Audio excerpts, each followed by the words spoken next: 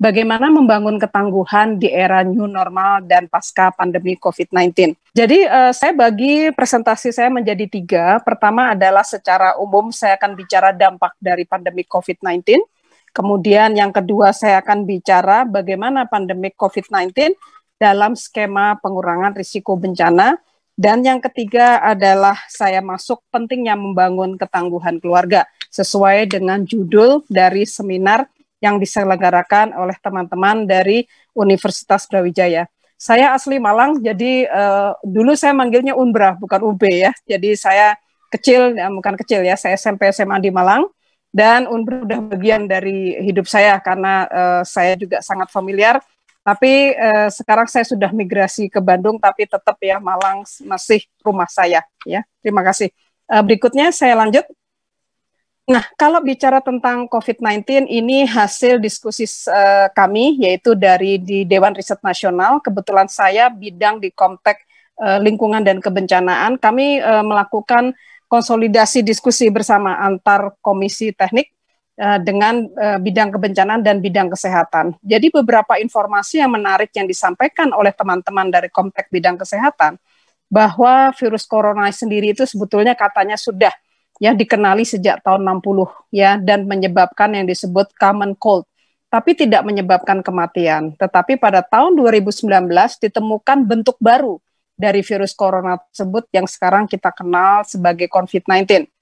Nah, secara umum menurut teman-teman dari Komtek Kesehatan bahwa COVID-19 itu dapat sembuh dengan sendirinya, tetapi tergantung dari daya tahan tubuh sendiri. Kalau tubuhnya kuat, imunitasnya tinggi, dia akan sembuh, tetapi seringkali terjadi pada saudara-saudara kita yang dari kelompok rentan karena mereka mempunyai komorbid dan tentu saja dampaknya adalah bisa meninggal dan sebagainya.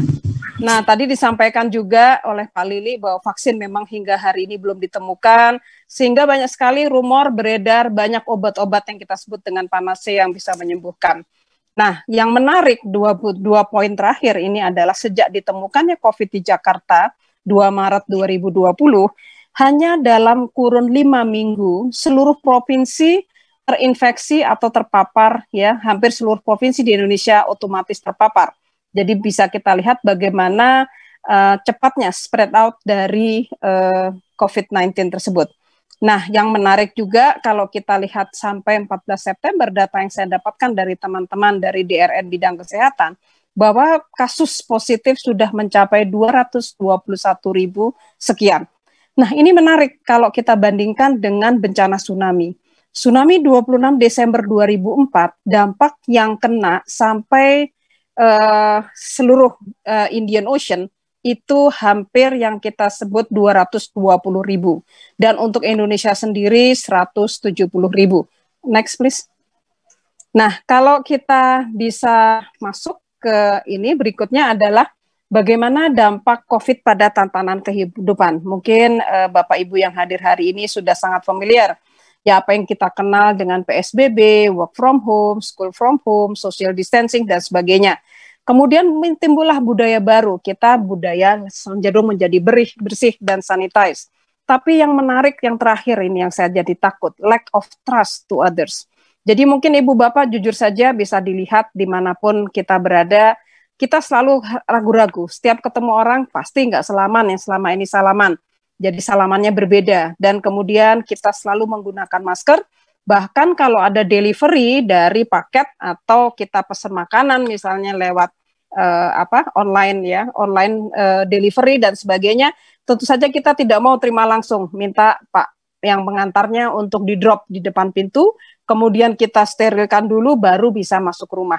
Nah, hal-hal seperti inilah yang ternyata terjadi di tatanan kehidupan kita, lack of trust to others. Dan yang menarik ya, dan kemudian ada sisi lain yaitu pendidikan dan bisnis maupun ke dunia medis semua beralih secara online. Berikutnya Mas, minta bantuan. Next please, ya. Nah, yang menarik sebetulnya kalau kita bicara, tanpa kita sadari, sudah terjadi pergeseran paradigma dalam tatanan kehidupan. Saya ambil gambaran ini bagaimana kehidupan kota. Yang saya sebut dengan old normal, ini gambaran jalan Asia Afrika di Bandung. itu jalan itu selalu ramai, padat, macet. Dan ini juga sama dengan kota-kota di Malang, di Jakarta, Surabaya, Bandung, sama posisinya. Pada saat yang saya sebut dengan old normal, sebelum pandemi COVID-19, jalan itu padat, macet, manusia semua sibuk, ya, dan kemudian standar pelayanan minimum sangat rendah. Kemudian tingkat stres tinggi, polusi juga tinggi. Kemudian kita masuk pertama kali diterapkan PSBB, yaitu mulailah kita masuk kondisi abnormal. PSBB kenapa? Karena COVID sudah sedemikian parah melanda semua kota dan provinsi yang ada di Indonesia, sehingga diterapkan PSBB. Nah, apa yang terjadi di awal-awal PSBB? Jalan tidak padat, manusia tidak sibuk, ya, kesibukan pindah ke dunia maya. Jadi kesibukan bahkan beberapa teman-teman, mungkin ibu bapak yang hadir sini mungkin justru ngeluh. Work from home itu ternyata load-nya jadi double-double. Bahkan rapat tidak mengenal waktu. Weekend juga kita sering rapat. Mencari hari Senin sampai Jumat penuh, jadi dengan mudahnya. Karena dengan asumsi tidak meninggalkan rumah secara fisik, tetapi load kegiatan menjadi sibuk. Kesibukan pindah ke dunia maya. Kemudian polusi jelas berkurang. Ya, kita lihat mungkin teman-teman di Malang juga bisa melihat, kalau di Bandung jelas. Selama ini Bandung itu kan seperti cekungan, ya, tingkat polusi tinggi, jadi kalau kita lihat itu bukan fog atau bukan kabut, tetapi lebih kepada smoke, yaitu polutan-polutan, zat polutan yang tidak bergeser karena bentuknya cekungan. Jadi kalau foto tuh jarang sekali langit biru, ya, tapi sekarang sejak diberlakunya PSBB, langit dengan mudah kita lihat biru karena kegiatan jauh berkurang. Nah, kemudian kita masuk ke tatanan baru, ya, yang disebut dengan new normal atau adaptasi kebiasaan baru. Apa sih sebetulnya dimaksud dengan adaptasi kebiasaan baru atau new normal? Kita lihat di sini adanya perubahan paradigma di dalam bisnis. Para bisnis, kemudian bagaimana edukasi dan sebagainya, kebiasaan kita menjadi aktivitas kompak. Nah, yang menjadi pertanyaan, apa yang dimaksud dengan new normal? Next, please. Lanjut. Nah, yang terjadi di sini ada pergeseran perilaku masyarakat, yaitu di dalam era new normal atau adaptasi kebiasaan baru, atau adaptasi, ya, kebudayaan baru atau kebiasaan baru, yaitu ada 4 yang kita sebut dengan 4 mega shift. Ini yang kita diskusikan di dalam DRN. Kita amati mulai pada stay at home lifestyle. Kita sudah terbiasa mengerjakan semuanya dari rumah secara online, ya, segala bisa dikerjakan, bahkan riset-riset pun bisa berjalan secara online, kecuali yang harus melakukan dengan laboratorium. Kemudian munculnya empathic society. Ini agak unik. Tadinya kita mempunyai stereotip atau mengeneralisir bahwa masyarakat kota adalah masyarakat yang individualistik, masyarakat yang selfish, dan lain sebagainya. Tapi ternyata pada saat pandemi COVID-19, itu tidak ada, tidak tampak, karena semua menjadi masyarakat yang penuh dengan empati. Kita bisa lihat bagaimana masyarakat dengan mudah, ya, membuka hatinya dengan membuka kenceleng, menyumbang bagi yang tetangganya yang nggak mampu, dan juga ada gerakan misalnya belilah dari tetangga, ya, belanja dari tetangga. Jadi warung-warung kecil yang di tetangga mereka jadi penuh. Dan juga kita lihat bagaimana dapur-dapur tetangga saling sharing dengan yang lain untuk menumbuhkan ekonomi kecil di masyarakat. Kemudian yang ketiga, shift yang ketiga, go virtual yang tadi saya sampaikan, ya, pendidikan, kesehatan, semua itu lewat virtual. Bahkan sekarang istilah dari Pak Doni, ya, jangan sampai sakit masuk ke rumah sakit. Kalau sakit masih bisa kita obati di rumah, bukan sakit yang terkait dengan COVID-19, tentu saja itu akan lebih baik. Sehingga banyak sekali konsultasi dengan dokter, apakah itu dokter teman atau dokter sahabat ataupun dokter halodoc misalnya, itu menjadi laris, ya, karena orang ragu-ragu sebelum pergi ke rumah sakit, sebelum masuk ke klinik atau sebelum pergi ke lab, mereka lebih baik konsultasi sampai yakin apakah saya perlu ke rumah sakit dan lain sebagainya, kalau sakitnya masih di ambang batas.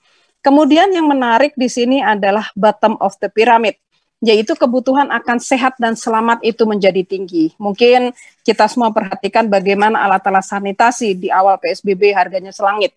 Kemudian sudah masuk, ya, ke harga yang moderat tapi masih lebih tinggi daripada kondisi atau zaman old normal. Karena semua pengen sehat dan selamat. Nah, ini yang menjadi catatan, sampai kapan kita masuk adaptasi kebudayaan baru ini? Apakah budaya sehat dan selamat ini menjadi basis? Apakah 4 perubahan perilaku ini menjadi basis kita ke depannya? Next please. Nah, yang ingin saya sampaikan di sini adalah tentu saja ini yang menarik, bagi kita melihat sebetulnya ada dikotomi di dalam masyarakat itu sendiri. Ada kelompok masyarakat yang berpendapat bahwa new normal itu makin lama menjadi akan tinggi kebutuhannya. Bahwa kita nggak tahu kapan COVID itu akan hilang, kebiasaan kita hidup dengan 4 tadi mega shift tersebut akan menjadi standar kita untuk hidup di masa mendatang pada saat kita nggak tahu COVID seberapa bersih COVID itu dari bumi pertiwi atau di dalam dari dunia. Tentu saja ini yang kita melihat bahwa orang-orang yang menganggap bahwa new normal ini dalam tanda kutip kebiasaan baru itulah yang tidak diadaptasi lagi tetapi harus menjadi bagian dari pola hidup atau budaya hidup. Nah, kemudian ada orang yang beranggapan bahwa someday somehow bahwa COVID itu akan hilang dari dunia sehingga mereka bisa hidup secara normal pada awalnya. Lama-lama itu akan turun ya kepercayaan tersebut karena melihat bagaimana teman-teman dari kelompok yang mempunyai adaptasi kebudayaan baru, kebiasaan baru itu sangat menguat sehingga ini menjadi kebiasaan. Sehingga 4 shift itu nanti yang menjadi tatanan kehidupan yang harus kita pertimbangkan di dalam perencanaan. Apakah perencanaan terhadap bagaimana kita membangun kota, perencanaan bagaimana penguatan ketangguhan dalam keluarga, dan juga bagaimana kita membangun kota yang kita sendiri, kawasan kita sangat rawan terhadap bencana. Ini yang menarik ya, bagaimana kita mengintegrasi mega shift tersebut ke dalam perencanaan-perencanaan untuk kota-kota yang tangguh terhadap bencana. Next please. Nah, kalau kita masuk ke sini, apa yang terjadi kenyataan? Saya terus terang prihatin. Ya, masyarakat sudah tahu bahwa bawa masker, bawa hand sanitizer, wash your hand, udah cukup ya. Sehingga masyarakat umum melihat bahwa kehidupan itu someday somehow akan kembali ke normal. Kemudian mereka begitu PSBB dilonggarkan sedikit, mereka mulai berkumpul, bersosialisasi, gowes bareng pakai masker awalnya, lama-lama lupa. Karena kalau makan bersama, tentu saja nggak mungkin pakai masker. Nah, inilah yang tidak ditaati, mereka lupa dengan prinsip protokol kesehatan. Social distancing dan physical distancing. Jadi bukan hanya masker. Inilah yang seringkali misleading, sudah ada masker, hand sanitizer lengkap, merasa sudah aman. Tapi mereka lupa prinsip-prinsip social distancing dan physical distancing. Tentunya kita paham apa yang dimaksud dengan social distancing adalah berkerumun. Physical adalah jaga jarak. Nah, inilah yang seringkali dilanggar pada saat pelonggaran dari PSBB. Kemudian muncul yang kita sebut dengan second wave, dampak dari pelonggaran PSBB dan juga dampak dari tidak komprehensifnya penanganan COVID. Jadi eskalasi yang tadi disampaikan Pak Lili, positif COVID-19 untuk Indonesia tembus sampai 221.000, bisa dibayangkan ya, lebih besar daripada korban tsunami 2004 ya. 2004 26 Desember di kita 170.000, tapi COVID melampaui. Dalam waktu hanya kita bisa bayangkan dari Maret atau awal Maret sampai sekarang Oktober 9 bulan. Kemudian kalau kita lihat bagaimana pandangan pakar ya dalam hal terhadap adaptasi kebiasaan baru, kita masih menganggap bahwa AKB itu masih dalam posisi darurat COVID-19. COVID-nya masih ada. Jadi kita tidak bisa main-main dengan kondisi ini, betul-betul harus dipertimbangkan dengan ketat di dalam perencanaan pengurangan risiko bencana. Kemudian masa transisi dari abnormal ke tatanan kehidupan pasca pandemi COVID-19. Nah, ini yang kita sebut dengan adaptasi kebiasaan baru, itu sebetulnya masa transisi dari kondisi yang kita sebut abnormal tadi, kondisi abnormal, dan masuk ke tatanan kehidupan pasca pandemi COVID-19. Seperti apa sih kondisi pasca COVID-19? Dan perlu pemahaman yang benar tentang adaptasi kebiasaan baru. Next. Nah, di sini bisa saya gambarkan. Jadi dampak dari pandemi COVID ini dari catatan yang saya dapatkan maupun dari hasil diskusi di DRN, kita melihat bahwa dampak dari COVID itu implikasinya sangat luas. untuk terhadap perekonomian, produktivitas, dislokasi tenaga kerja. Mungkin kita lihat ya, bagaimana tenaga kerja dipulangkan dari kota besar ke daerahnya sendiri. Kemudian angka kemiskinan, kondisi keuangan nasional. Yang membuat saya ngenes adalah poin kedua, yaitu tekanan potensi finansial dalam bisnis dan rumah tangga ternyata dampaknya sangat buruk, yaitu meningkatnya jumlah pengangguran, jumlah anak yatim piatu karena bapak ibunya meninggal karena tugas kena COVID-19. Kemudian yang aneh yang ketiga, tingkat perceraian tinggi. Kalau ibu bapak bisa buka database di Jawa Barat, tingkat perceraian tinggi. Nah, inilah yang kita lihat, ini yang menarik. Anda bisa bayangkan kalau kita proyeksikan dalam beberapa tahun ke depan, siapa yang akan mengurus anak-anak yatim piatu itu? Ya, mereka butuh tidak hanya makan, tetapi butuh juga pendidikan.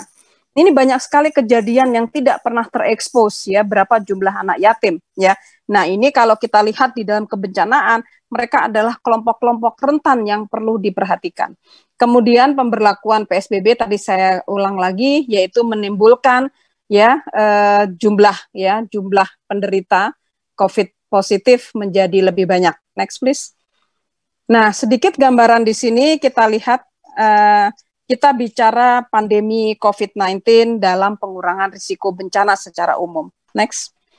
Saya ingat sekali pada saat membuat Sendai Framework of Disaster Risk Reduction, kebetulan saya hadir di sana sebagai national delegation dan juga saya kebetulan datang sebagai anggota dari ICG, Indian Ocean Tsunami Warning and Mitigation System. Kita ada pertemuan sebelum di Sendai, yaitu di Morioka, kemudian kita lanjut dengan menghadiri World Conference on DRR sehingga menelurkan SFDRR. Pada saat itu timbul kesepakatan bahwa yang perlu dilakukan adalah to prevent the new risk. Ini menarik. The new risk termasuk juga emerging risk. Kemudian reduce existing disaster. Selama ini kita sibuk combat bagaimana kita mengurangi risiko bencana yang ada, baik bencana alam maupun bencana non-alam. Tapi kita tidak pernah mempertimbangkan new risk. Waktu itu saya juga sempat bertanya-tanya apa yang dimaksud new risk. Pada saat itu saya beranggapan bahwa new risk itu seperti peristiwa tsunami di Tohoku yang dimana menimbulkan bagaimana kegagalan teknologi, misalnya bagaimana meledaknya nuclear power plant di Fukushima yang menimbulkan dampak radiasi cukup besar. Saya waktu menganggap bahwa new risk bisa seperti itu. Tapi saya bertemu dengan teman-teman kedokteran di IABI. Mereka menyatakan bahwa new risk adalah mereka waktu itu bicara tentang endemik, ya penyakit menular, bagaimana SARS, bagaimana ini. Dan itu karena masih skalanya kecil belum menjadi pertimbangan di dalam upaya-upaya global pengurangan risiko bencana. Nah, ini menarik sebetulnya 2015 sudah diantisipasi bagaimana kita mencegah terhadap risiko baru tersebut. Nah, ini yang menarik ya, selain itu ada next saya lanjut saja. Yaitu kalau tadi saya sampaikan, kalau tadi bagaimana pergeseran paradigma dari normal, abnormal, sampai new normal, positioningnya kalau kita letakkan di dalam siklus manajemen bencana, mungkin Ibu Bapak semua sangat familiar, posisinya seperti ini. Normal itu adalah sebelum bencana, ya. Abnormal itu adalah saat ini. Jadi kita masih dalam tanggap darurat. Jadi kita belum menyentuh apa yang perlu kita lakukan di recovery post-pandemic ya. Jadi posisi ini agar kita bisa kembali hidup, tanda kutip ya, normal, quote and unquote. Misalnya punya standar normal baru. Nah, seperti itu. Nah, inilah yang kita belum, kita masih struggling, masih pada tahap tanggap darurat. Kita belum melihat bagaimana impact terhadap ekonomi, impact terhadap sosial, impact terhadap lingkungan akibat pandemik, dan demikian juga impact terhadap fisikal. Nah, ini yang perlu kita lihat bagaimana faktor-faktor kerentanan terdampak dari pandemi COVID-19, dan juga kita harus siap juga bahwa kita negara yang penuh dengan ancaman, yaitu negara yang kita masukkan sebagai negara ring of fire yang tinggal di kawasan mempunyai ancaman geologi maupun hidrometeorologi yang tinggi. Next please. Nah, ini sedikit saja sejarah, mungkin tadi sudah disampaikan Pak Lili, bukan sejarah, kalau kita lihat database, data kejadian ya, kita bisa lihat tadi jumlah ya korban gempa bumi dan tsunami, terutama kontribusi dari tsunami 2004, kemudian ditambahkan peristiwa tsunami di Palu dan tsunami di Selat Sunda, ini jumlahnya itu kita lihat di Indonesia 174.000 sekian. Sedangkan untuk COVID kita sudah tembus yang positif 220.000 sekian. Nah, kemudian next please. Yang menarik kalau kita lihat, dan ini peta bencana alam di Indonesia, ya kita lihat ternyata ya bencana alam dari berbagai bencana alam yang ada menurut data dari DB ya dari BNPB. Di situ banyak sekali dilihat dari frekuensi kejadian, banyak terpusat di Jawa, di mana penduduknya yang paling padat. 60% dari penduduk Indonesia berlokasi di Pulau Jawa. Dan dilihat di sini tingkat yang paling tinggi frekuensi kejadian dimulai dari Jawa Tengah, kemudian Jawa Timur, kemudian dilanjutkan Jawa Barat, dan baru Aceh, ya, Provinsi Aceh. Dan dilanjutkan dengan provinsi lain. Kita hanya melihat frekuensi dari kejadian bencana itu sendiri. Next please. Nah, berikutnya adalah ini sedikit mengingatkan untuk teman-teman bahwa kita memang betul ya dari ancaman bencana geologi. Saya yakin dari teman-teman dari Pusat Kajian Kebumian dan Mitigasi Bencana seringkali dibahas ya. Kita bagian dari Ring of Fire. Kalau kita lihat pertemuan Empat Lempeng dan kemudian data-data yang dikumpulkan oleh BMKG menunjukkan bahwa kondisi ya kegempaan kita sangat aktif ya dibandingkan di beberapa negara lain dan kita kondisinya mirip dengan Jepang. Nah, ini yang menarik di sebelah kiri ini adalah dibikin oleh National Geographic. Di sini hanya melihat dari dua parameter dengan menggunakan Global Tsunami Source Zone ya, jadi dari global source. Kemudian dilihat dari parameter kerentanannya itu hanya kepadatan penduduk 1 kilometer dari garis pantai. Ternyata kalau Ibu Bapak perhatikan ini gambar tahun 2005. Padang, kemudian selatan Jawa, ini risikonya tinggi. Indeks risiko tsunami sudah tinggi, hanya diukur dari global source tsunami, ini source-nya sama, tapi dilihat dari faktor kerentanan jumlah penduduknya. Ya, Jawa Selatan dari Jawa Barat, Jawa Tengah sampai ke Jawa Timur sangat tinggi. Demikian juga kalau Padang ini yang paling tinggi pada saat itu sehingga banyak sekali peneliti-peneliti dari dunia tertarik untuk melihat di Padang. Bukan hanya pada potensi Mentawai megatrustnya atau di Jawa dengan selatan megatrust tadi yang sudah disinggung oleh Pak Adi dalam pembukaan, tapi kita lihat juga kita melihat indeks risiko secara keseluruhan. Bagaimana tingkat kerentanan dan kapasitas yang ada. Termasuk hari ini disampaikan tadi Pak Lili, kita melakukan Indian Ocean Wave Exercise, yaitu melakukan bersama bagaimana kesiapsiagaan kita menghadapi tsunami dengan senario tsunami di Jawa Selatan, megatrust Jawa Selatan, yaitu dengan skala 9, apa siap ya kota kabupaten yang berada di kawasan mulai dari pantai barat Sumatera, kemudian selatan Jawa sampai ke bagian timur, terutama Sulawesi dan bahkan ke Kalimantan Timur, Selatan dan Timur. Next. Nah, yang menarik di sini saya mengambil data sepintas ya, bahwa pemerintah daerah sama ya di seluruh provinsi di Indonesia mencoba memetakan bagaimana zona dari risiko pandemi COVID-19. Dia kelihatan sekali, kayak contohnya Jawa Barat ini saya ambil sampai 16 Agustus, saya nggak sempat ngupdate. Ya, di sini kita lihat bahwa kota-kota besar, ya, kota-kota besar yang di kota-kota yang padat penduduk lah di sini pusat dari jumlah populasi dari COVID. Ya, beda dengan kalau kita perhatikan, Ibu Bapak perhatikan di sini risiko tinggi adalah kota, misalnya kota Depok karena berdekatan dengan Jakarta. Kemudian ada kabupaten sekitar yang cukup dekat ya, dan rata-rata di mana population density yang tinggi. Di sini potensi penularan COVID-nya juga makin tinggi. Next please. Kemudian saya masuk juga ke isu terkait dengan ini tadi, kembali lagi ke Sendai Framework of Disaster Risk Reduction.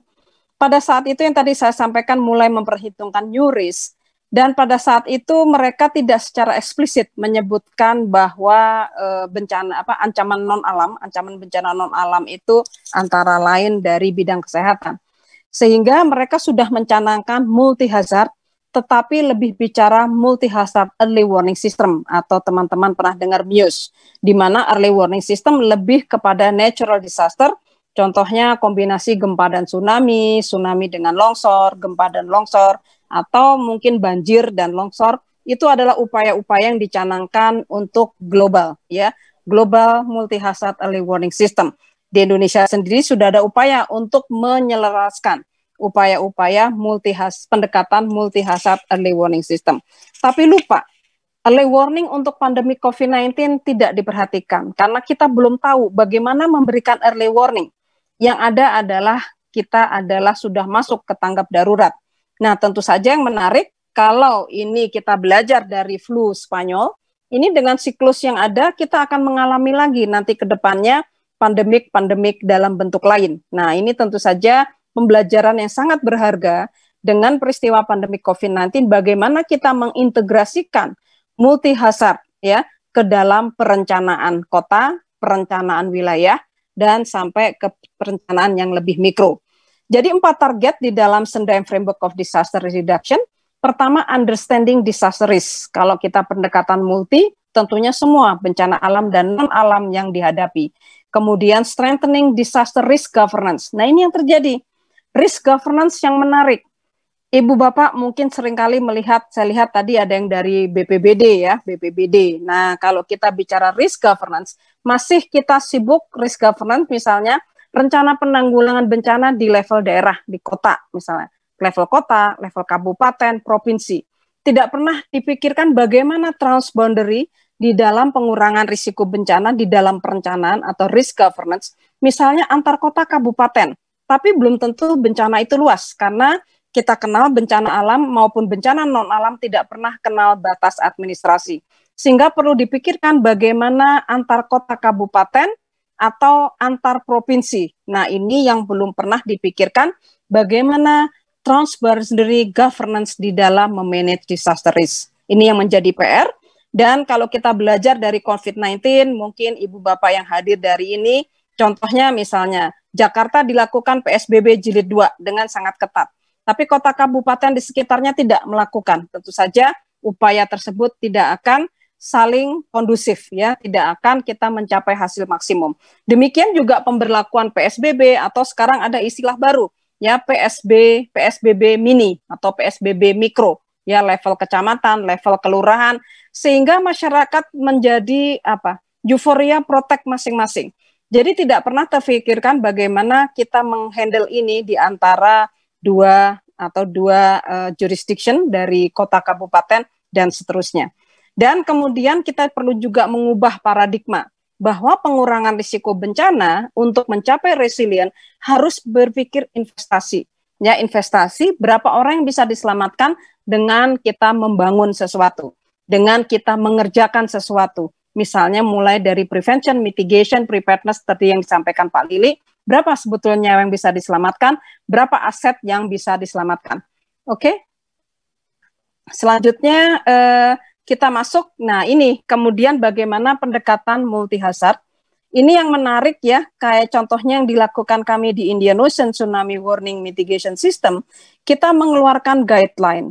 Jadi kenapa? Kita berpikir kalau pada saat pandemik seperti ini, pada saat PSBB, kita belum keluar dari PSBB dalam kondisi pandemik ini, dan kemudian terjadi tsunami. Kita bayangkan bahwa orang akan tahu ya, bahwa kalau ada tsunami warning diterima, apakah warning itu dari alam maupun warning dari sistem yang ada yang sudah advance, tentu saja perlu melakukan evakuasi. Nah, itu perlu direview. Di dalam guideline yang kita bikin sama-sama di sini adalah kita meminta 24 negara itu melakukan evaluasi kembali lokasi rumah sakit rujukan COVID-19 apakah berada pada zona bahaya tsunami atau tidak. Kalau sudah berada di zona tidak bahaya tsunami, di zona aman, tentunya bagus. Tetapi kalau ada pada zona bahaya tsunami, ini yang harus dipikirkan ulang. Ya. Kemudian tempat evakuasi sementara atau tempat evakuasi akhir, kalau dipakai untuk evakuasi harus memperhatikan health protocol dengan ketat, ya, tidak hanya social distancing, tentu saja physical distancing. Kemudian pekerja sosial atau medis juga wajib menggunakan APD pada saat evakuasi, ya. Kemudian rencana evakuasi mempertimbangkan protokol kesehatan yang tadi saya sampaikan. Yang menarik, Pekerja sosial, pekerja medis wajib memakai APD. Pengalaman dari tsunami Aceh 2004, tsunami di Palu, tsunami di di Selat Sunda, maupun tsunami-tsunami sebelumnya, misalnya di Flores, di Banyuwangi. Karena lokasi kita sangat dekat dengan sumber-sumber tsunami, sehingga gempanya itu kita rasakan sebelum tsunami tiba. Anda bisa bayangkan paniknya kalau kita mengalami gempa skala 7, skala 8, dan bahkan skala 9. Itu sudah membuat panik, dan kemudian ditambah dengan peringatan tsunami. Kalau kita tidak siap, bagaimana ini bisa dijalankan protokol kesehatan dengan baik? Kalau pada saat itu petugas medis menggunakan APD, dia bisa membantu melakukan evakuasi, dan kemudian bagaimana petugas pekerja sosial? Mereka tentu saja tidak pernah pakai APD kecuali sedang bertugas. Nah, ini akan memberatkan kapan kecepatan orang menggunakan APD dan lain sebagainya. Hal ini yang menarik tanpa mempertimbangkan bagaimana prosedur-prosedur evakuasi yang perlu kita ambil atau kita sikapi pada saat pandemik dan akan ada potensi bencana. Ini analogi contohnya adalah tsunami, tetapi kita bisa juga belajar ini misalnya untuk gempa bumi, untuk misalnya letusan gunung api, dan untuk tipe-tipe bencana lain yang misalnya tipenya adalah slow onset, sehingga kita punya waktu mempersiapkan. Nah, inilah bagaimana kita menerapkan upaya-upaya ini dengan ketat pada saat pandemik. Jangan sampai karena kita selamat melakukan evakuasi terhadap suatu bencana alam, tetapi semua menjadi terpapar terpapar dengan virus COVID-19, semuanya positif. Kalau misalnya anak-anak muda, insya Allah lah kalau imunitasnya tinggi, dia akan sembuh. Ya, tapi kalau orang yang sudah termasuk kelompok-kelompok rentan, mempunyai penyakit bawaan dan sebagainya, tentu saja akan menimbulkan permasalahan bagaimana memberikan pertolongan. Oleh karena itu, kembali ke poin 1, perlu mengevaluasi ulang lokasi-lokasi dari rumah sakit rujukan. Ini yang paling penting. Berikutnya, next. Ini slide saya yang terakhir, 2 terakhir, adalah pentingnya kita bicara skenario peta risiko bencana kalau kita belajar dari kondisi tsunami Tohoku. Di sini kalau tadi saya katakan evaluasi dari rumah sakit, tentu saja evaluasinya kita tergantung. Anda mau memakai worst case scenario di dalam tsunami atau moderate case. Sebagai contoh ini di Jepang, pada saat kejadian itu saya di sana, yaitu pada saat sebelum 2011, seluruh Jepang menggunakan menggunakan waktu itu worst case scenario-nya menggunakan magnitude 8. Seluruhnya, dari Hokkaido sampai Okinawa. Apa yang terjadi? Nah, itu lepaslah lempeng Miyagi. Dia timbul dengan angka sekali. Pada saat 2011 dan sebelumnya, seluruh Jepang sedang menanti-nanti tsunami yang ditimbulkan oleh Tokai Nankai tsunami. Jadi megatrust dari Tokai dan Nankai lepas energinya, itu yang ditunggu-tunggu, sehingga semua desain di berbagai kota, kabupaten, atau prefecture yang ada di Jepang menggunakan desain magnitude 8. Yang terjadi adalah magnitude 9. Ini sebagai contoh, saya survei sendiri pasca dari tsunami, yaitu 7 April. Ini lokasi dari panti jompo dan sekolah. Sekolah itu terletak di kawasan, dua-duanya berada di kawasan di zona aman pada saat perencanaan. Di zona aman karena di luar dari magnitude 8, Hasar. Tapi ternyata tsunami yang terjadi dengan skala 9, sehingga apa yang terjadi kita lihat. Sekolah ini terkenal karena lokasinya di Wakabayashi Ward. Kalau ibu bapak sempat ke Sendai, sempatkanlah berkunjung ke kawasan Wakabayashi Ward. Sekolah ini sekarang jadi monumen, tidak dipakai lagi. Seluruh murid selamat karena dia bisa evakuasi ke rooftop. Kenapa? Karena mereka selalu latihan untuk drill. Dan kalau kita perhatikan bangunan-bangunan pendidikan di Jepang, sampai 4 lantai itu nggak pakai lift. Jadi mereka biasa pakai kaki, jadi kuat. Tiap hari mereka selalu assembly ke lantai atas. Nah, sehingga pada saat tsunami mereka kuat evakuasi ke atas. Nah, yang terjadi di Panti Jompo, lokasinya tidak jauh, dan dia agak masuk justru ke daratan, tapi masih di kawasan yang aman dari skala 8. Panti Jompo di situ tidak mempertimbangkan gempanya sangat kuat sehingga electricity mati. Mereka tidak bisa evakuasi ke atas karena mereka mengandalkan lift. Jadi belum sempat evakuasi, tsunami keburu menerjang. Yang terjadi, sebagian besar penduduk di sini hilang. Ya hilang, tidak hanya panti jompo, anak-anak sekolah ini aman, tapi karena banyak sekali korban dari orang tua, sehingga sekolah ini ditutup, dipindahkan, digabung dengan sekolah di prefektur sebelahnya, atau di ward-ward sebelahnya, karena pertimbangan sekolah itu ditanggung oleh taxpayer. Kalau penduduknya sedikit, tentu saja tidak mampu ngerantah, jadi sekolah menjadi museum. Next please. Ini yang penting tadi saya bilang mengevaluasi lokasi. Yang kedua, ini peristiwa di Aceh 11 April 2012. Ini jangan sampai terjadi seperti ini pada masa pandemik, ya. Gempa besar, orang panik, melakukan evakuasi, berdesak-desakan. Ini menjadi tantangan kita, baik tantangan lokal, nasional, bahkan regional. Ya, regional itu dalam hal ini misalnya Indian Ocean. Ini yang kita pikirkan, foto ini jangan sampai terjadi pada saat pandemik, kemudian ada natural warning, misalnya gempa cukup besar, orang evakuasi, dan tentu saja tanpa masker semua akan menjadi suspek, menjadi positif terhadap COVID-19. Next please. Nah, ini kita bisa lihat, ini foto saya ambil pada saat I.O. Wave, mirip yang hari ini dilakukan tahun 2016. Nah, ini perlu diterapkan tadi social distancing, physical distancing, dan health protocol yang ada di tempat evakuasi. Ya, ini kalau tanpa pertimbangkan. Dan salah satu foto ini yang menarik adalah bagaimana tahun 2016 kita lakukan evakuasi untuk kelompok-kelompok difabel, people with different functional ability, yaitu di sini kelompok disabilitas, yaitu mereka nggak bisa melihat, nggak bisa mendengar. Kita buatkan ya bagaimana protokol evakuasi ya yang dilakukan untuk kelompok difabilitas.